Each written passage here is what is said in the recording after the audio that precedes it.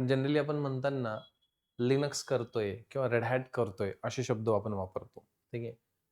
दोघं शब्द वेगळे आहेत. पहिला जो वर्ड आहे रेड हॅट ही कंपनी आहे. Just like Microsoft. मायक्रोसॉफ्ट जशी ऑपरेटिंग सिस्टम बनवते ना, तशीच रेड हॅट सुद्धा ऑपरेटिंग सिस्टम बनवतो. रेड हॅट 1993 मध्ये म्हणजे 1993 मध्ये ऑफिशियली इंट्रोड्यूस झाली आहे. तेव्हापासून आजपर्यंत रेड हॅट ऑपरेटिंग सिस्टम बनवतोय. खूप साऱ्या ऑपरेटिंग सिस्टम त्याने बनवल्या, ज्याच्यात 200 प्लस ऑपरेटिंग सिस्टम आपण म्हणू शकतो, वेगवेगळे फ्लेवर्स. फ्लेवर्स म्हणजे जसं की Ubuntu versions, Fedora, Scientific Linux, Kali Linux, Puppy Linux, Android Linux खूप सारे आहेत. ठीक आहे. लिनक्स ज्याला आपण ऑपरेटिंग सिस्टम म्हणतो, बट ॲक्चुअलमध्ये लिनक्स ऑपरेटिंग सिस्टम नाहीये. ठीक आहे. बट आजही तू Google, ChatGPTला विचारलं व्हॉट इज लिनक्स, तर पहिलीच डेफिनेशन काय राहील, Linux is a free and open source operating system असं एक स्टेटमेंट दिलं जातं. बट ॲक्चुअलमध्ये लिनक्स ही OS नाही आहे.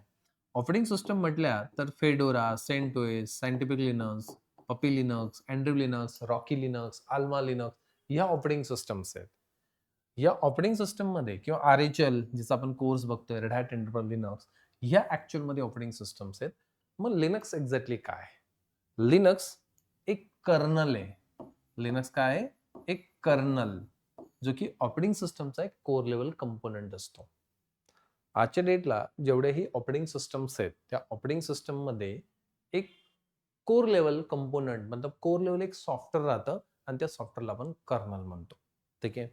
म्हणजे ही एक आपली OS आहे, ऑपरेटिंग सिस्टम, आणि या ऑपरेटिंग सिस्टमचं एक कोर लेव्हल कंपोनंट या सॉफ्टवेअर त्याला म्हटलं जातं kernel. Kernel. Linux is a kernel. 21 वर्षाच्या मुलाने हा कर्नल क्रिएट केला होता. 1991 मध्ये 1991 मध्ये हा कर्नल डेव्हलप करण्यात आला होता. Linus Benedict Torvalds, founder of Linux kernel. Linus Benedict Torvalds, founder of Linux kernel. त्या लायनेक्स टॉरवर्डने हा कर्नल बनवला होता 1991 मध्ये. आजपर्यंत आपण तो कर्नल यूज करतो. म्हणजे लिनक्स जर म्हटलं ना, 200 प्लस ऑपरेटिंग सिस्टम मध्ये यूज केली जाते. म्हणजे लिनक्स कर्नल हा 200 प्लस ऑपरेटिंग सिस्टम मध्ये.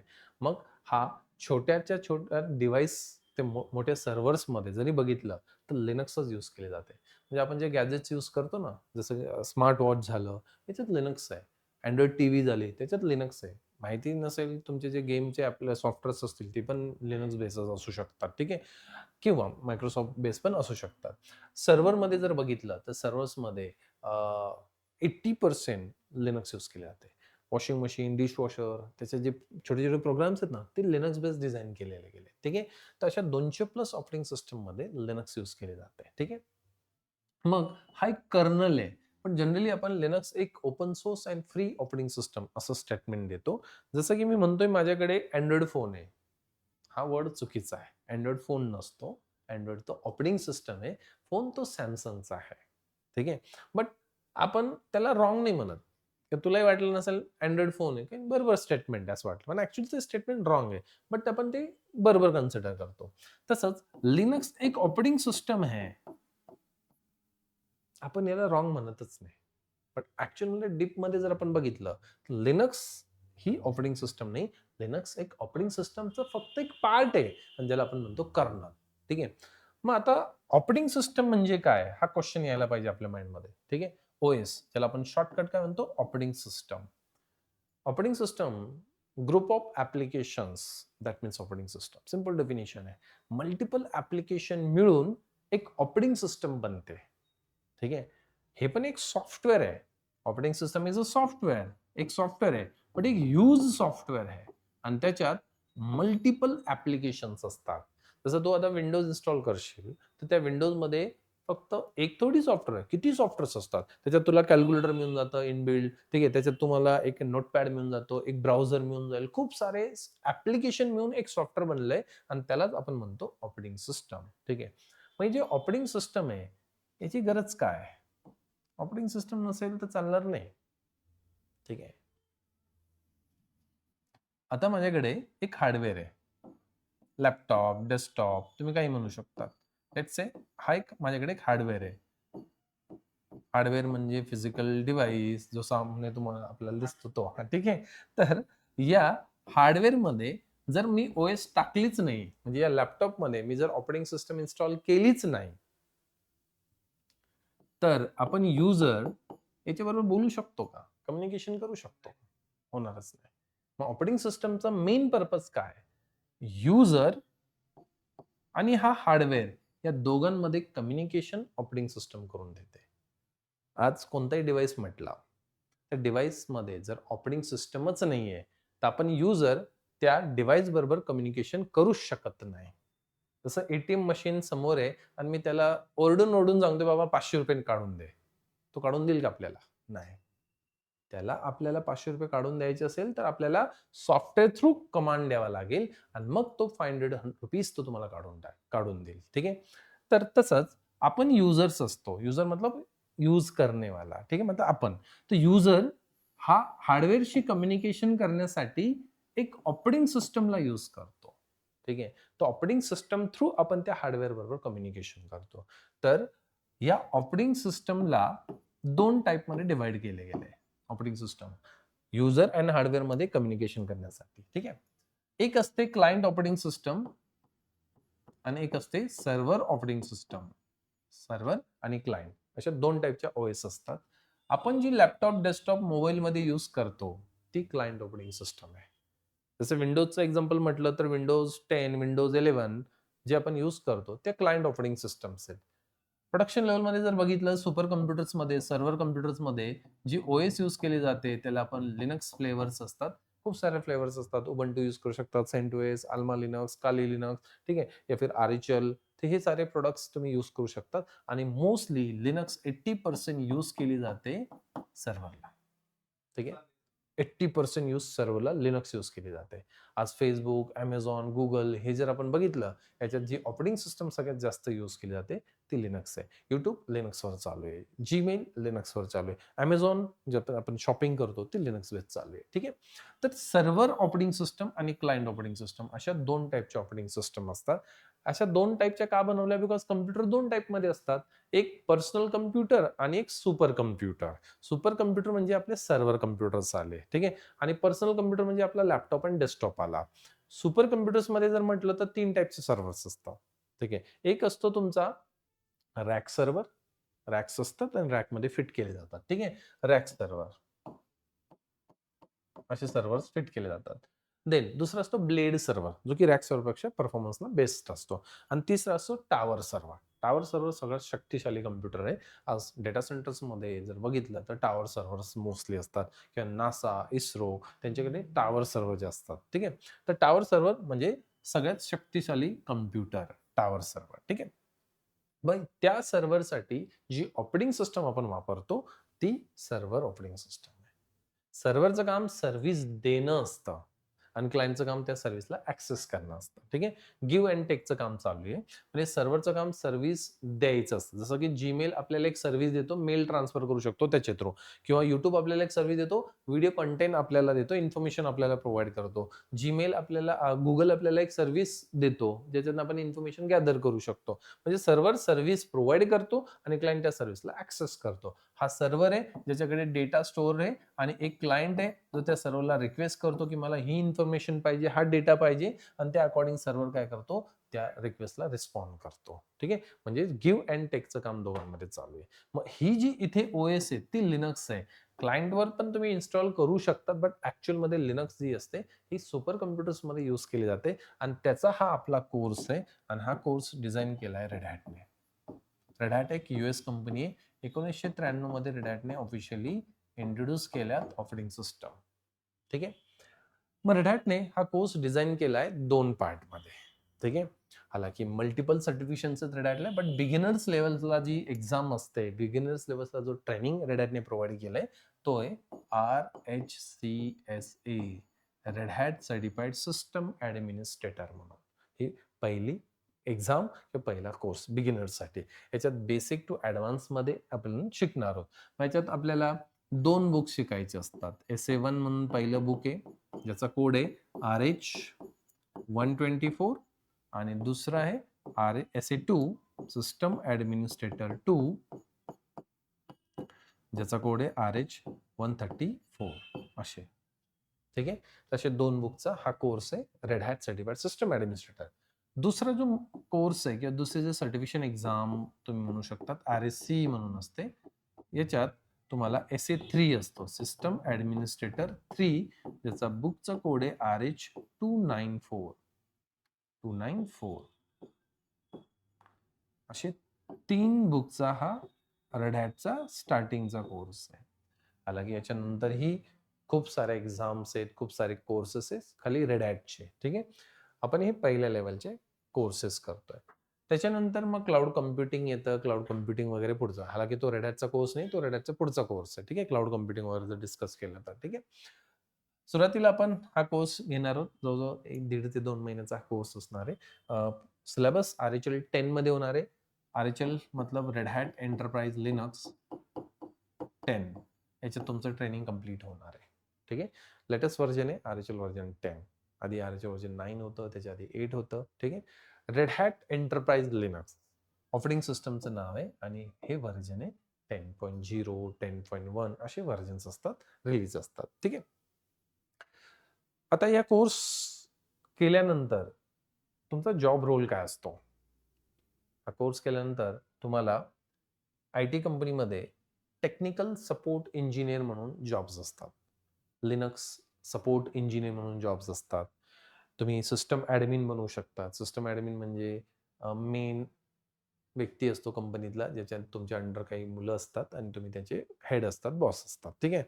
तर तिथे तुम्हाला IT डिपार्टमेंट तुम्हाला मेंटेन मॅनेज करायचं आहे. मग इथं प्रॉब्लेम काय येतात? इथे सर्व्हरवर जी OS असते, ऑपरेटिंग सिस्टम्स असते. लेट्स से की एक हार्डवेअर आहे. ठीक आहे. म्हणजे एक सर्व्हर आहे आणि या सर्व्हरमध्ये आपण एक ऑपरेटिंग सिस्टम इन्स्टॉल करतो, OS इन्स्टॉल करतो आणि या OS वर मग आपले ॲप्लिकेशन्स असतात. ॲप्लिकेशन्स. ठीक आहे. हार्डवेअर, OS आणि ॲप्लिकेशन आणि ह्याच ॲप्लिकेशनला आपण यूज करतो. ठीक आहे. जसं की मी विंडोजवर एक VLC प्लेयर टाकलाय, त्याला आपण यूज करतो. तर हे ॲप्लिकेशन्स असतात. आता ChatGPT एक ॲप्लिकेशन आहे, YouTube एक ॲप्लिकेशन आहे, Facebook एक ॲप्लिकेशन आहे. आपण त्याला वेबसाईट म्हणतो, बट ॲक्चुअली ते ॲप्लिकेशन्स आहेत आणि ते ॲप्लिकेशन्स आपण एंड युजर यूज करतो. मग YouTubeवरनं आपण व्हिडिओज वगैरे बघतो किंवा आपण आपले व्हिडिओज अपलोड करू शकतो त्याच्यावर. ठीक आहे. तर हे ॲप्लिकेशन आपण यूज करतो. पण ही ॲप्लिकेशन्स कुठे आहेत? OSवर. लक्षात ठेवायचं ॲप्लिकेशन विदाऊट OS नाही इन्स्टॉल होत. मतलब ॲप्लिकेशन डायरेक्ट तुम्ही हार्डवेअर इन्स्टॉल नाही करू शकत. विदाऊट ऑपरेटिंग सिस्टम कोणतंच ॲप्लिकेशन नाहीये. ठीक आहे. आज आपण मोबाईल आहे, मोबाईलमध्ये ऑपरेटिंग सिस्टम नाहीये आणि मला WhatsApp सॉफ्टवेअर टाकायचं आहे. कसं पॉसिबल आहे? ठीक आहे. मोबाईल एक हार्डवेअर आहे. त्याच्यात एक OS आहे आणि मग तिथं आपण एक ॲप्लिकेशन टाकतो आणि त्या ॲप्लिकेशनला आपण यूज करतो. तसंच हार्डवेअर OSवर ॲप्लिकेशन्स असतात. आता हे ॲप्लिकेशन्स जे आपल्या सर्व्हरवर चालू आहेत, मग त्या ॲप्लिकेशनला लागणारा स्टोरेज, त्याला लागणारी सिक्युरिटी, ठीक आहे. त्याला काही प्रॉब्लेम आला, ते ॲप्लिकेशन चालत नाहीये, मग त्याचा काही प्रॉब्लेम आहे तो फिक्स करणं, ही आपली ड्युटी असते. लिनक्स ॲडमिन म्हणून किंवा लिनक्स सपोर्ट इंजिनियर म्हणून किंवा लिनक्स इंजिनियर म्हणून हे आपण ॲप्लिकेशनला 24/7 चालवतो. जसं की फोनपे, गुगल पे आपण यूज करतो. पण ह्यांचेही कुठेतरी बॅकएंडला सर्व्हर असतील आणि त्या सर्व्हरला मेंटेन मॅनेज करण्यासाठी काही इंजिनिअर्स हायर केले जातात आणि त्यांचं काम काय आहे? त्याला कंटिन्युअसली प्रॉपरली चालवणं. सपोज तिकडे काही प्रॉब्लेम झाला, मग तो प्रॉब्लेम फिक्स करणं. ठीक आहे. याला आपण म्हणतो ट्रबल शूट करणं. म्हणजे त्या प्रॉब्लेमला फिक्स करण्याच्या प्रोसेसला आपण ट्रबल शूटिंग म्हणतो. मग हे ट्रबल शूटिंग वगैरे आपल्याला करावं लागतं तिथं. मग त्याला स्टोरेज लागत असेल तर स्टोरेजचं प्रोव्हिजनिंग करून दिलं. कोणी हॅक करत असेल तर मग त्याला प्रिव्हेंट करणं, सिक्युअर करणं, फायरवॉलमध्ये जसे रूल सेट करणं, हे आपलं काम असतं. त्याला आपण लिनक्स ॲडमिन किंवा लिनक्स टेक्निकल सपोर्ट इंजिनियर असं म्हणतो. ठीक आहे. मग हा जो कोर्स आहे, रेड हॅटने जो डिझाइन केलाय, तो लिनक्स ॲडमिनसाठी डिझाइन केलाय. मग त्याच्या पुढची लेव्हल जी असतं ते मग क्लाउड कम्प्युटिंग वगैरे असते. मग क्लाउड कम्प्युटिंगमध्ये ह्याच गोष्टी आपण सगळं व्हर्च्युअलाइज करतो. आधी सेटअप आपण फिजिकलवर बनवायचो. म्हणजे फिजिकल मशीनवर इन्स्टॉल करणं, फिजिकल मशीनवर ते ॲप्लिकेशन टाकणं. आता फिजिकली पण आहे, बट आता सगळ्याच कंपनी आता क्लाउड यूज करायला लागल्यात. क्लाउड काय म्हणतो, की तुम्हाला फिजिकल सेटअप कशाला बनवायचा आहे? फिजिकल सेटअप तुम्हाला बनवायची गरज नाहीये. फिजिकल सेटअप आमच्याकडे आहे. आमचा सेटअप तुम्ही यूज करा आणि रेंटवर तुम्ही म्हणजे सर्व्हिसेस यूज करा आणि रेंट पे करा. ठीक आहे. याचं एक्झाम्पल जर बघितलं, सपोज तुम्हाला एखादा सब्जेक्ट शिकवायचा आहे. पायथॉन तुम्हाला खूप छान येतं आणि तुम्हाला वाटतं मला पायथॉनची ना ट्युशन घ्यायची आहे. आता पायथॉनचं ट्युशन घ्यायचं असेल, मग त्यासाठी क्लासरूम लागेल. मुलांना प्रॅक्टिससाठी मशीन लागतील. ठीक आहे. त्याच्यानंतर क्लासरूम म्हणजे मग एरिया तुम्हाला पर्चेस करावा लागेल, नाहीतर रेंटवर घ्यावं लागेल. ठीक आहे. फर्निचर करावं लागेल, मशीनची कॉस्टिंग, ठीक आहे. इंटरनेट, जर तुम्हाला ऑनलाईन पण सेशन घ्यायचं असेल, तर डिजिटल स्क्रीन घ्यावं लागेल. त्याच्यानंतर किंवा तुम्हाला कॅमेरा घ्यावा लागेल, माईक घ्यावा लागेल. म्हणजे ऑन एन एव्हरेज जर बघितलं तर खूप सारा कॉस्टिंग आलाय. म्हणजे 25 ते 30 लाखाची इन्व्हेस्टमेंट तर तुम्हाला इथेच करावं लागेल. आणि तुम्ही स्टार्ट केला बिझनेस आणि तो बिझनेस 6 महिने चालवला आणि स्टार्ट म्हणजे मुलं आलेच नाही. 6 महिन्यानंतर तुम्हाला वाटतं यार 30 लाखाची इन्व्हेस्टमेंट केली आणि आत्तापासून तर फक्त मी 50-60,000च कमवले. ठीक आहे. आता जे तुम्ही इन्फ्रास्ट्रक्चरमध्ये ती कॉस्ट दिलेली आहे, machine cost, furniture cost, other, तर ही कॉस्ट तुम्ही कधी रिकव्हर करणार? 5 वर्षानंतर, 6 वर्षानंतर, 10 वर्षानंतर? ठीक आहे. जी तुम्ही इन्व्हेस्ट केलेली कॉस्ट. आता क्लाउड म्हणतोय, की तुम्हाला सर्व्हर वगैरे बनवायची गरज नाहीये. आज सर्व्हर मशीन म्हटलं तर 25 लाख, 30 लाख, 50 लाख, 1 करोड फक्त सर्व्हर मिळतात. ठीक आहे. आता एवढे मोठे सर्व्हर्स तुम्ही घेतले आणि तुम्ही जी आयटी कंपनी टाकली आहे आणि ते सर्व्हर तुम्ही स्वतःचे प्रिमाइसेसमध्ये चालवतात. सिक्युरिटी तुम्हालाच बघायचं आहे. नेटवर्किंग तुम्हालाच बघायची आहे. सर्व्हर मशीनला काही प्रॉब्लेम आला, फिजिकल डिव्हाइस आहे, इलेक्ट्रॉनिक डिव्हाइस आहे, त्याला काही प्रॉब्लेम आला, ते तुम्हालाच बघायचं आहे. अशा केसमध्ये एवढी इन्व्हेस्टमेंट करून जर तुमचा बिझनेसच चालला नाही, स्टार्टअप कंपनी आहे, मग या सर्व्हरचं काय करणार? ठीक आहे. आज जर ते विकायला जर गेलं आपण, तर तेवढी कॉस्ट नाही मिळणार. तर आपला लॉसच आहे.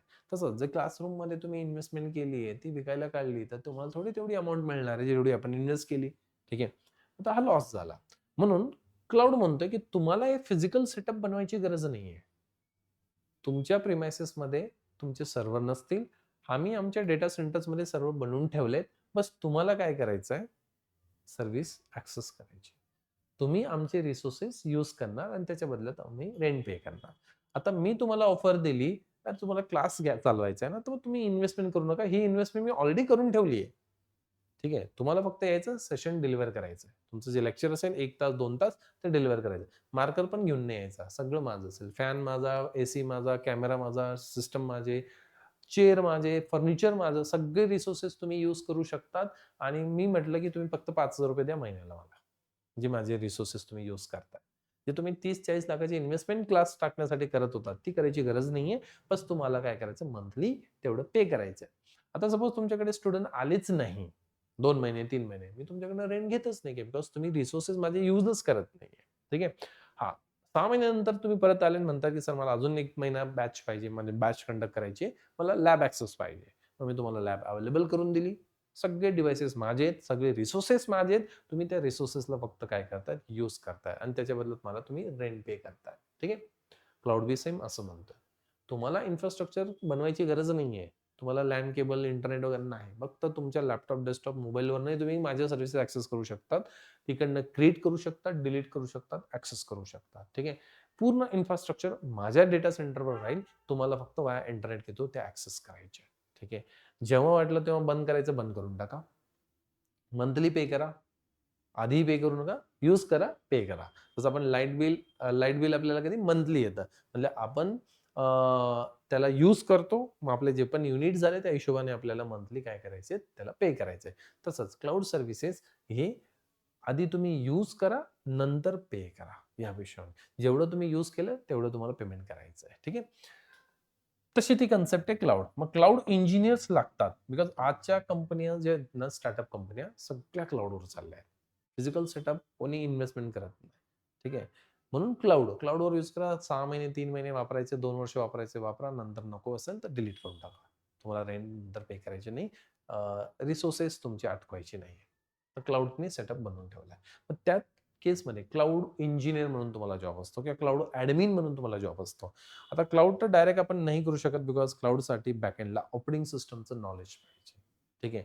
म्हणजे कोणताही कोर्स तुम्हाला पुढे आय-टीमध्ये करायचा असेल, तर ओएसच्या कन्सेप्ट खूप चांगल्या पाहिजे आणि ऑपरेटिंग सिस्टममध्ये लिनक्सलाच जास्त डिमांड आहे. कारण की 80% लिनक्सच यूज केलं जातं प्रोडक्शन लेव्हलमध्ये.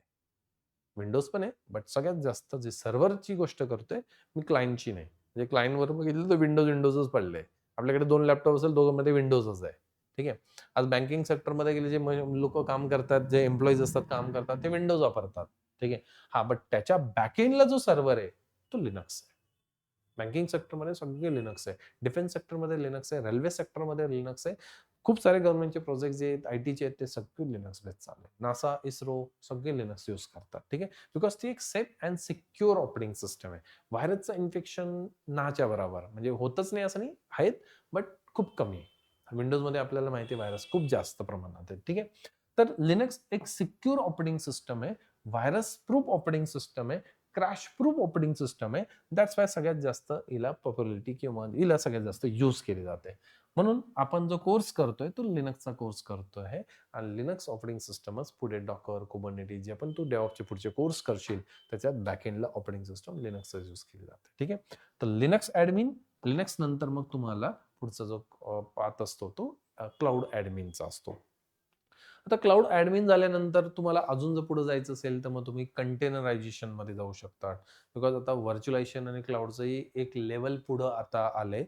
व्हर्च्युअलायझेशन मध्ये ना आपण हार्डवेअरला व्हर्च्युअलाइज करतो.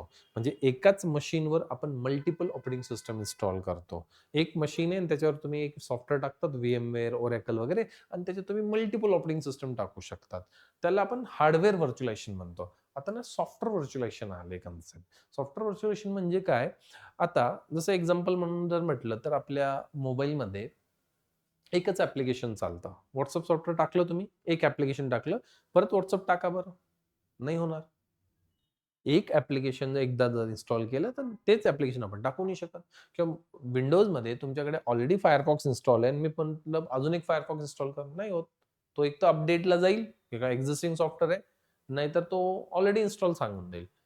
बट मला जर टाकायची असेल तर एकाच ओएसमध्ये मला 2, 4, 5 फायरवॉल इन्स्टॉल करायचे असतील तर त्याला म्हणतात सॉफ्टवेअर व्हर्च्युअलायझेशन. एकाच ओएसवर सेम सॉफ्टवेअर आपण टाकू शकतो, या फिर डिफरंट डिफरंट व्हर्जनचं टाकू शकतो. एक फायरफॉक्स मी टाकला 1.0, दुसरा फायरफॉक्स टाकला 1.1, 1.2, 1.3 असं. ठीक आहे.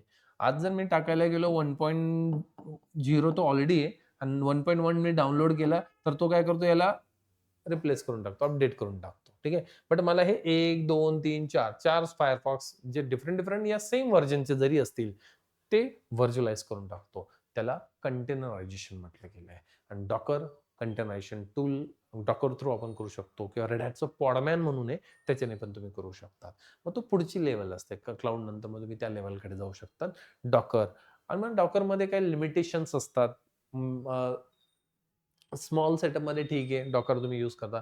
पण कंपनीमध्ये जर बघितलं तर मोठ्या स्केलमध्ये तुमचे सर्व्हर्सला कंट्रोल मॅनेज करायचं असेल, तर त्या केसमध्ये मग एक टूल इंट्रोड्यूस करण्यात आलं होतं, कुबरनेटिस म्हणून. कुबरनेटिस मग काय करतो, की तुम्हाला मोठ्या सेटअपमध्ये तो काम करतो. म्हणजे इथे तुम्ही 1-2 मशीन ठीक आहे, त्याच्यावर तुम्ही काम करू शकतात, किंवा कंटेनर डॉकरवर तुम्ही काम करू शकाल. बट मोठ्या लेव्हलला जर तुम्हाला क्लस्टर बनवायचे असतील, मल्टिपल मशीन्स, हजारो मशीन्स तुम्हाला बनवायचे असतील, तर त्या केसमध्ये तुम्हाला आपल्याला कुबरनेटिसला यूज करावं लागतं. कुबरनेटिस एक टूल आहे, त्याला ऑर्केस्ट्रेशन म्हटलं जातं. ऑर्केस्ट्रेशन म्हणजे ते नाही का, ते संगीतकार असतात, ते एक असं-असं करत बसतो, ठीक आहे. तो सगळ्यांना कंट्रोल करतो, तसा हा आहे. सगळ्या कंटेनर्सला कंट्रोल मॅनेज करण्यासाठी तो ऑर्केस्ट्रेशन आहे, ठीक आहे. तर ते एक असं टूल आहे, त्याच्याने ते मॅनेज केलं जातं. हालाकी अजून एक मार्केटमध्ये टूल आलंय, रेड हॅटचं स्वतःचं प्रॉडक्ट आहे, ओपनशिफ्ट म्हणून. त्याला पण खूप जास्त बूम आहे, ठीक आहे. ओपनशिफ्ट जो की कुबरनेटिसच्या 1-2 लेवल आपण पुढे म्हणू शकतो. हालाकी त्याच्यात बी कुबरनेटिसचाच कन्सेप्ट यूज केले आहेत बॅकएंडला, बट बऱ्यापैकी जे कुबरनेटिसमध्ये लिमिटेशन्स लागून जातात, ते ओपनशिफ्टमध्ये ते काढले गेले, ठीक आहे. म्हणून बऱ्याच प्रोडक्शन लेव्हलमध्ये ज्या कंपनीज आहेत, तर त्या आता ओपनशिफ्ट पण यूज करायला लागल्या आहेत. कुबरनेटिसला अल्टरनेटिव्ह आपण म्हणू शकतो ओपनशिफ्ट, ठीक आहे. कुबरनेटिस हे ओपन सोर्स आहे आणि रेड हॅटचं स्वतःचं एक प्रोडक्ट आहे, ज्याला आपण ओपनशिफ्ट म्हणतो. मग ते कंटेनरायझेशन वगैरे तुम्ही ते टूल्स करू शकतात. तर लिनक्स वगैरे हे टूल्स, डॉकर कुबरनेटिस हे टूल्स आहेत. मग याच्यात तुम्हाला ऑटोमेशन पण यायला पाहिजे आता. आज आपल्यासारखं आधीसारखं नाही राहिलं. हार्ड वर्क करा, एक-एक मशीनला कॉन्फिगर करा. 15-15 दिवस लागून जायचे एक सर्व्हर रेडी करायला, महिना-महिना लागून जायचं. आता तसं नाही. आता काही मिनिटात, काही तासात तुम्ही सर्व्हरला रेडी करू शकता. मग त्यासाठी ऑटोमेशन टूल आपल्याला यायला पाहिजे. एखादी गोष्ट मी परफॉर्म करतोय, जर ट्रॅडिशनल सेटअपने जर केलं किंवा ट्रॅडिशनल मेथडने जर आपण केलं तर आपल्याला 1-1, 2-2, 3-3 तास लागून जातील. तेच काम मी 2 मिनिटात करू शकतो. म्हणतात घंटो के काम आप मिनिटों में कर सकते हैं. ठीक आहे. त्यासाठी खूप सारे टूल्स आलेत. जसं की Ansible नावाचं एक टूल आहे जे की ऑटोमायझेशन केलं जातं त्याच्याने. ठीक आहे. म्हणजे मला एक टास्क 1000 मशीनवर करायचा आहे. एक टास्क आहे जो की मला 1000 मशीनवर करायचे आहेत आणि त्यासाठी मला मल्टिपल कमांड चालवावं लागतील. सपोज मी एक मशीनवर एक टास्क करण्यासाठी एक कमांड बी काउंट केली, तर 1000 मशीनवर मला 1000 कमांड चालवाव्या लागतील. आता 1000 कमांड चालवायला मला किती वेळ लागेल? खूप सारा वेळ लागू शकतो. ठीक आहे. जर तेच टास्क मी एका कमांडने करून टाकलं 1000 मशीनवर तर त्याला म्हणतात ऑटोमेशन. त्याला म्हणतात स्मार्ट वर्क आणि ते Ansible थ्रू केलं जातं. तर Ansible नावाचा एक सब्जेक्ट असतो. त्याच्यात तुम्हाला असा टास्क लिहिले जातात आणि एक सिंगल कमांड चालवा. ते जेवढेही टास्क असतील, मग त्याचे कोड असतात हां, याच्यात YAML कोड असतो. YAML कोडने मग तो टास्क लिहावा लागतो. सिंपल कोड आहे. म्हणजे याच्यात तुम्हाला सी लँग्वेज बी येत नसेल आणि प्रोग्रामिंगचं थोडंही स्किल नसेल, तरी तुम्ही तो कोड लिहू शकतात. Ansibleचा कोड. हां, बट याच्यासाठी तुम्हाला यायला पाहिजे लिनक्स. लिनक्सच्या कन्सेप्ट क्लिअर असतील, तर तुम्ही तो कोड इझिली लिहू शकता. त्यासाठी Ansible आहे. ठीक आहे. त्याच्यानंतर लिनक्स म्हटलं तर सर्व्हर ऑपरेटिंग सिस्टम म्हणून जास्त फेमस असते. Server operating system. लिनक्सला server operating system, network operating system असंच म्हणतो. मग लिनक्समध्ये सर्व्हर कसे डिप्लॉय करायचे, सर्व्हर कसे कॉन्फिगर करायचे, ठीक आहे. मग त्याचा एक कोर्स असतो. त्याच्यात तुम्हाला 12 टाइपचे सर्व्हर्स कॉन्फिगर केले जातात.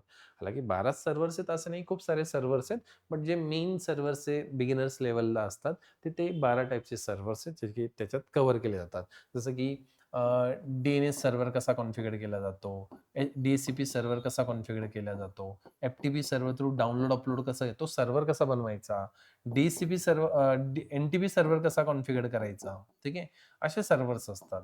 मेल सर्व्हर कसा बनवायचा, वेबसाईट कशी होस्ट करायची, वेब सर्व्हर कसा बनवला जातो, डेटाबेस सर्व्हर कसा बनवला जातो, DB सर्व्हर कसा बनवायचा.